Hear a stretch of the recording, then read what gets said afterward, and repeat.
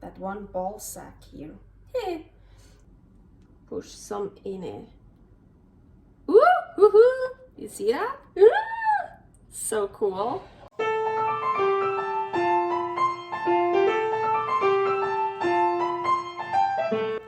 Carnivore Girl's Creative Carnivore Kitchen. No plants, no dairy, the next level cooking show. Carnivore recipes with meat, fish, seafood, eggs, gelatin, flavored seltzer, water, and salt. From super easy to complicated, from quickly done to many hours in the kitchen. I always say everybody's body and brain are different, and you gotta figure out what works best for you. The carnivore lifestyle has tremendous benefits, healing effects, and is the best elimination diet. There are many different ways how to do carnivore. I found a way that momentarily works the best for me. In this cooking show, I'll show you it doesn't have to be boring and can be very creative, delicious, and fun. I already created so many carnivore recipes on Instagram at karnivorgirl, and I have this never-ending list on my phone with tons of ideas. My brain is a gift and a curse. Have fun with this episode! Welcome to my creative carnivore kitchen. Carnivore Girl here, and today I'm gonna make something with stuff I have to use up. So I just got this idea yesterday. I think it's gonna be really good. Okay, what do I have here? I have ribeye, I have swordfish, and I have egg yolks I need to use up. So my idea was, well, I cut some thin pieces off of a ribeye roast, and I wanna wrap it into, look at this beautiful, oh, I love swordfish. That is so good. So I'm like thinking, I probably kinda cut this one off. That one ball sack here. So it's easier, yeah, to work with. Let's do that.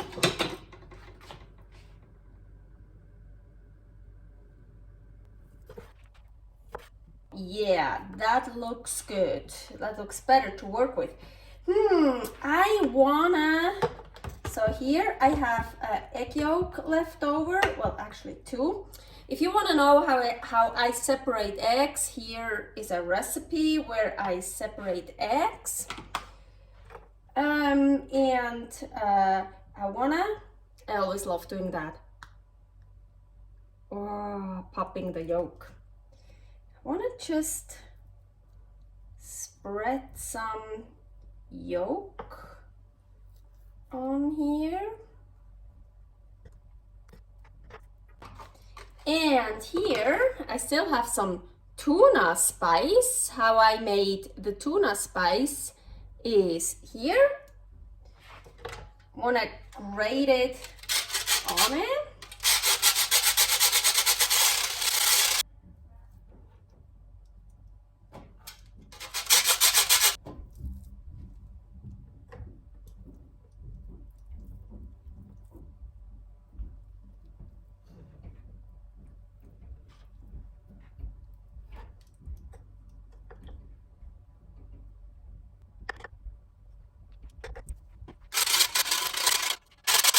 Now I actually want to wrap it in ribeye, but this is kind of, it's a big piece. Let's try to make it even thinner. So I have 2 pieces of ribeye to work with. Let's see. So, let's see.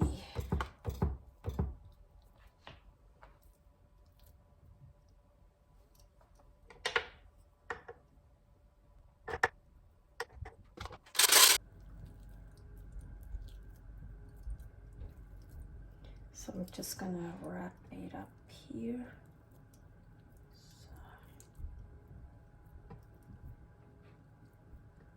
So But we're not done. But I think I'm already gonna heat up a pan. So I'm gonna heat up a frying pan here. And here, oh, I forgot to add salt in the middle. Fuck. Sometimes I have days where I forget the salt. I can't believe it. Because the tuna spice is not very salty. It needs some salt. So, some sea salt. So. At least a bit. Okay, now I wanna brush this with egg yolk. I'm gonna brush the other side later. Salt before I forget it again. And what do I have here? Egg flour. If you wanna know how to make egg flour, here. Let's see.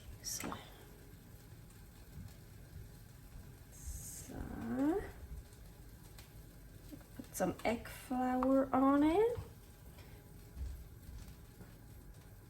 So now I moved everything here to my pan. There is already ribeye fat in it. Yes, I already ate some ribeye.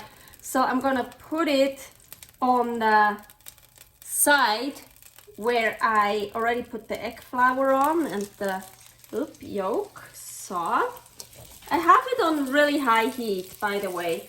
Now I can work on this side. Actually, I should also get the side here.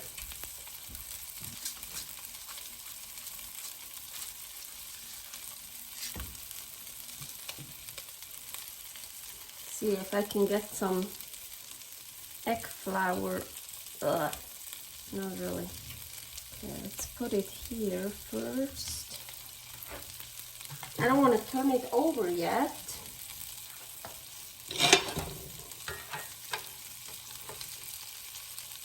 So I'm just gonna tilt it on this. So it hopefully doesn't really touch the pan yet on that one side. So I can, good. So.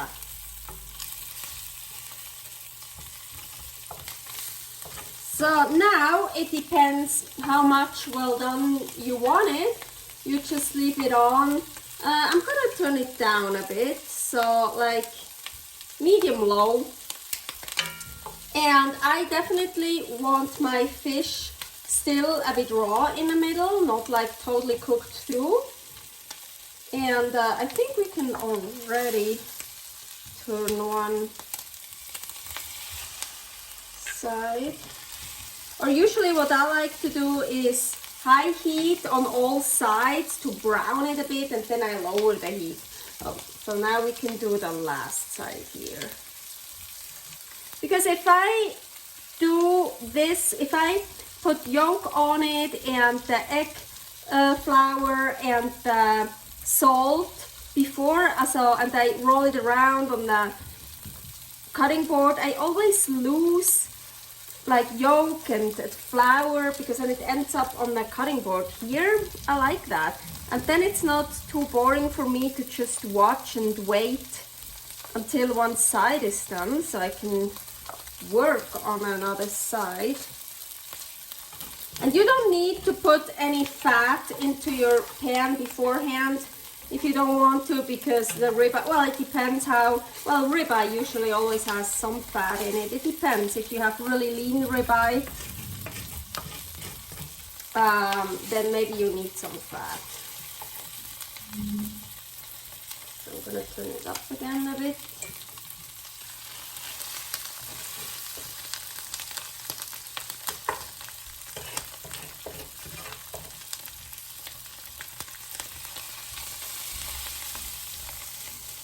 Ooh, look. Okay, so I fried every side. It took me like 5 minutes, and now I turned the stove on very, very low, the lowest, and I'm just gonna leave it here for a bit longer. I'm still gonna turn it over after a while, maybe now. So, but I'm having it on the lowest heat. I'm trying to cook the fish a little bit and to make it warm, but not cook it too much. Okay, I seared it on all the sides for about 5 minutes, not 5 minutes per side. I just flipped it over, and then I turned the stove all the way down to the lowest, and I just flipped it around for like another 6 minutes, 5 to 6 minutes. And then I turned the stove off, but still left it on a little bit, like 2-3 more minutes. So I hope I didn't overdo it. So now here I have a really cool syringe. And you remember I still have an egg yolk left. So I wanna get that egg yolk in here.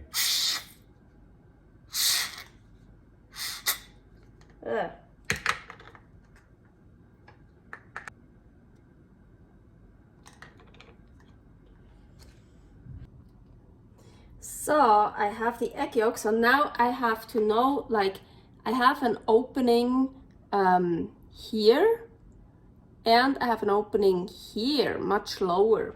So I don't wanna just get it in there into the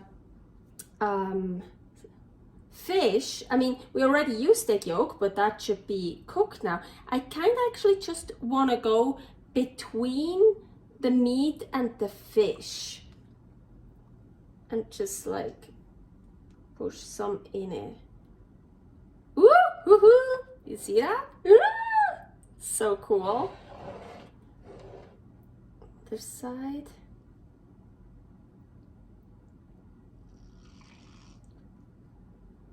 Okay, a lot comes out here now, but it looks really pretty. Ooh, I love that. That one looks cool. So, ooh, look at this. Pretty. I think I made it perfectly for me. The ribeye is still a tiny bit, like you see, a little bit red. It's not totally done, and the fish is warm. So it's not totally raw anymore. Let's try this piece.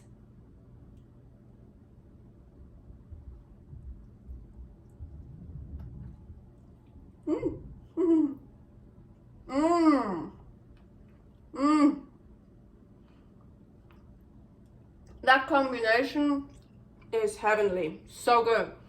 By the way, if you need a recipe to use up egg whites, because you just separated eggs and you have egg whites left, here is a recipe where I use egg whites. This is really such a good combination. I love swordfish. Swordfish and ribeye together with the egg yolk, the egg flour.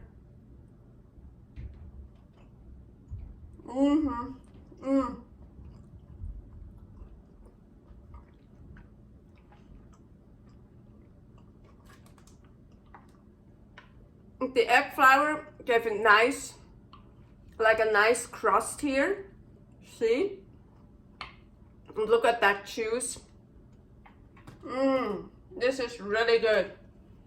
I'm glad I had these ingredients and left over, and I needed to use them up today. So I got this idea.